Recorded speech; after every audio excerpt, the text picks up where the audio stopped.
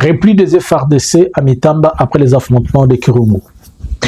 Willy Michiki, de son côté, il aussi suspend la direction ou bien le bureau de Wazalendo.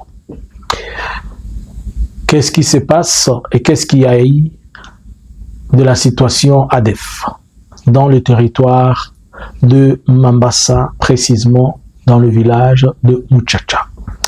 Bonjour, bonsoir. Nous venons encore aujourd'hui vers vous pour analyser, parler et faire ces quelques minutes de flash ou quelques minutes d'analyse avec vous. Nous vous saluons de partout où vous êtes en train de nous suivre. Nous, c'est Analysons Congo. Aujourd'hui, nous sommes le 15 du mois de mars 2026.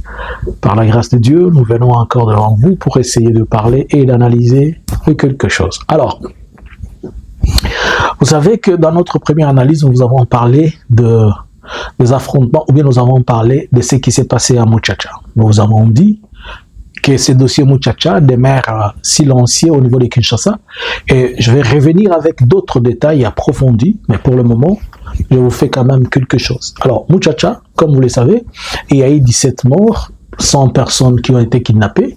Les kidnappés, on va vous dire qu'est-ce qui s'était passé.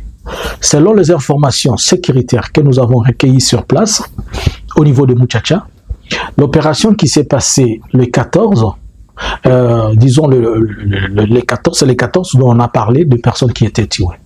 Les informations à notre possession, c'est que c'est la coalition de ZADF et de Maïmaï qui ont attaqué Muchacha. Mais d'emblée, je vous l'ai dit très bien, la trace de Luboya est dans ces choses. Je l'ai dit et je vais répéter, je vais revenir avec des détails. La trace de Luboya est dans ces choses qui s'est passé à Muchacha. Il est responsable numéro 1. Pas sur le plan sécuritaire, mais il est responsable de ceux qui ont commis ces actes. Je vais revenir vers vous avec des détails. Voilà. La population avait informé le commandant des opérations au niveau de Muchacha qu'il y avait une forte présence de Wazalendo, disons le Wazalendo et les ADF qui ont fait une coalition et ils venaient vers Muchacha. Et l'information a été gardée au frigo. Il a passé l'information, peut-être possible comme il peut, des commandants qui étaient dans cette zone-là, de la FARDC. Et ce qui s'est passé, c'est que les ADF sont entrés dans le village avec ces Maïmaï qui les ont donné les pistes et le voie, ce sont les pygmées. Mais on va se poser la question. Les pygmées de la zone, s'ils ont donné des informations, ils les ont dit par où passer ou par où entrer, c'est qu'il y a quelque chose qui n'est pas bon avec les autochtones. Parce que quand vous n'êtes pas en bonne collaboration avec les autochtones, ils vous font toujours ça. Et peut-être les pygmées aussi se sont sentis menacés, on ne sait pas.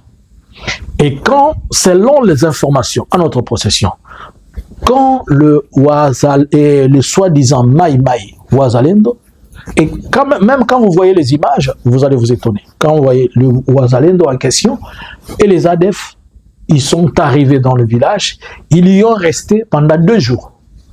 Selon les informations, ils ont fait 2 jours.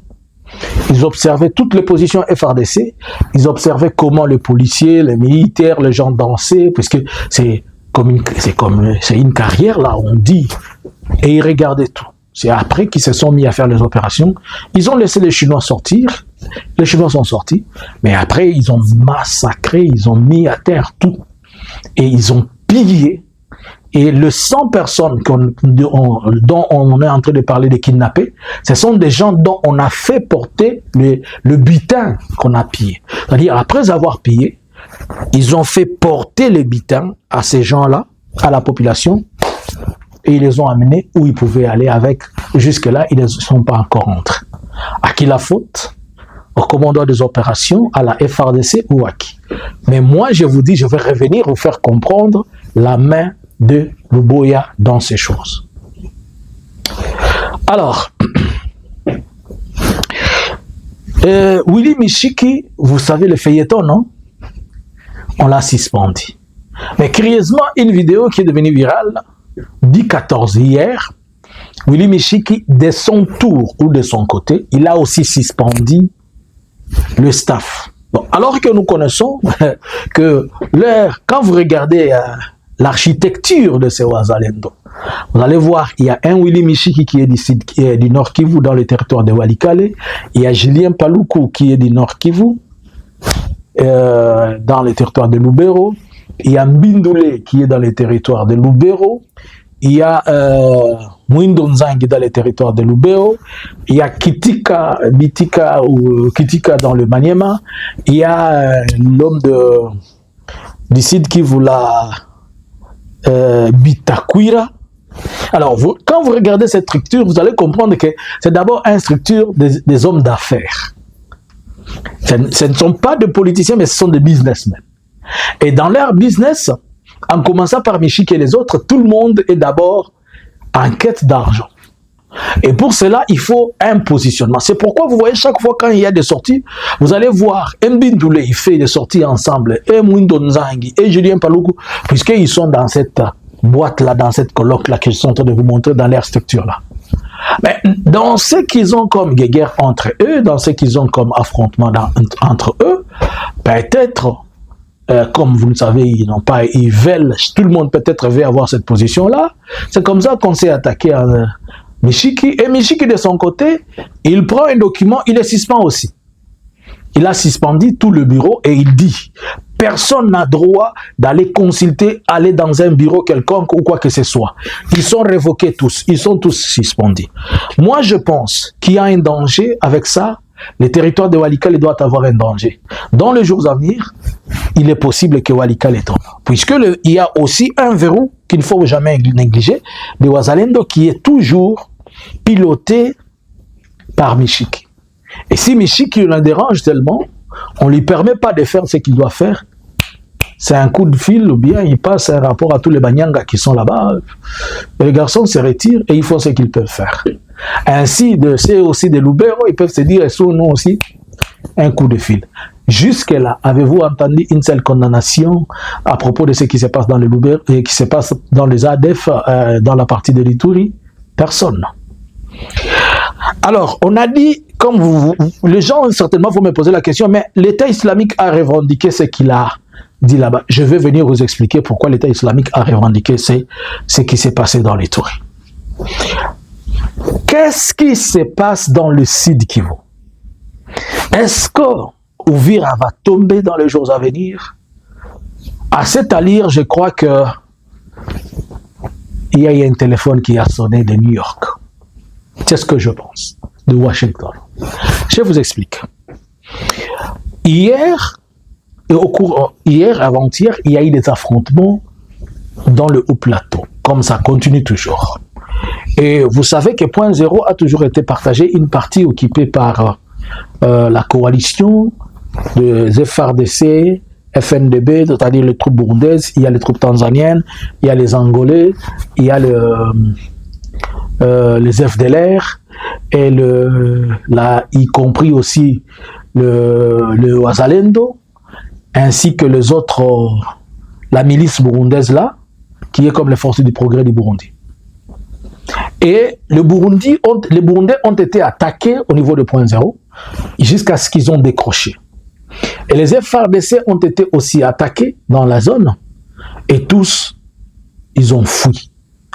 Au moment où je vous parle, les premières informations qui nous sont parvenues, mais nous allons venir peut-être vous certifier et vous confirmer, il se peut que les FARDC ont décroché, les Burundais ont décroché, les Tanzaniens ont décroché, les Angolais ont décroché, et le Wazalendo, d'ailleurs on est beaucoup plus en train de parler de celui-là qui est surnommé comme Landa Bango, un certain général autoproclamé, il a aussi décroché. Il est possible que les Tanzaniens rentrent. Il est possible que le Burundais rentre. Il est possible que les Angolais rentrent car ils ont perdu beaucoup d'hommes et plusieurs sont en train d'attendre un bateau pour les récupérer à partir de Baraka. Depuis la chute qu'ils ont eue spectaculairement, ces 48 heures, il y a trop de revers dans cet axe-là. Est-ce que nous allons dire que la coalition vient de lâcher la FARDC? vient de lâcher Félix, tout est possible. Certaines rumeurs sont en train de dire que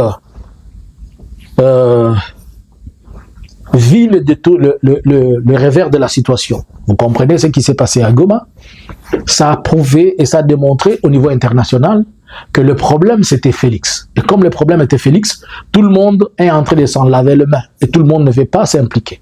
Puisqu'il ne faut pas oublier que les drones qu'on a utilisés à Kisangani, on a utilisé des drones de fabrication turque. D'après les dernières informations à ma possession, c'était un drone turc qui a fait cette opération, mais ils sont à la fois pilotés. Il y a des pilotes belges et des pilotes français au niveau de Kisangani. Et c'est là, les combles, c'est que ça frappait l'un d'eux. C'est comme si c'était eux, avec l'équipement qu'ils ont tué l'un d'eux, puisque pour eux, ils ont obtenu les mauvais renseignements et autre chose. Et comme ils ne peuvent pas porter les chapeaux, et comme ils ne peuvent pas être blâmés, alors ils blâment la FARDC, et notamment Félix, et tout le monde est en train de retirer sa main. De mes dernières informations, les mains sont en train de se retirer et certaines personnes ont réussi l'opération, ont réussi l'ordre de se défendre. Est-ce que vous avez compris ce que je dis?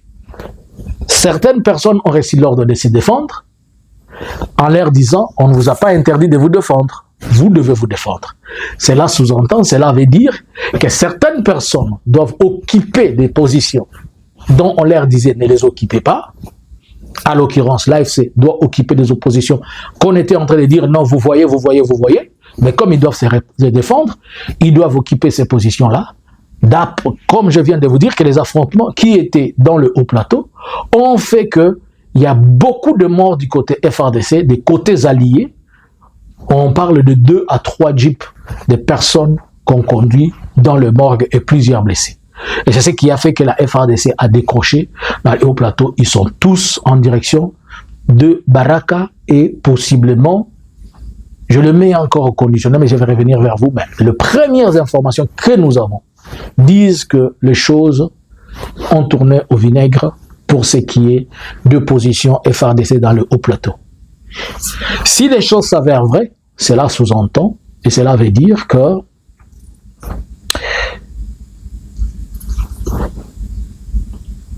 on revient en case de départ.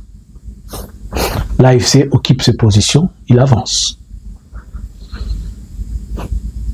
Pour moi, je pense qu'on doit convoquer d'urgence, c'est ce que je pense. Il y a tout à avoir d'urgence une réunion entre le parti. Soit on va demander à l'AFC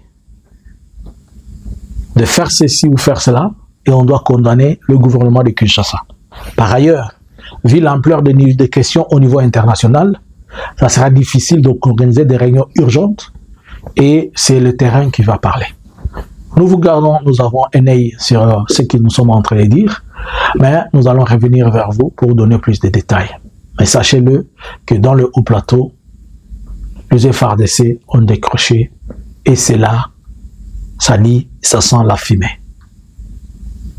Bonjour, bonsoir. Analysins Congo subscribers.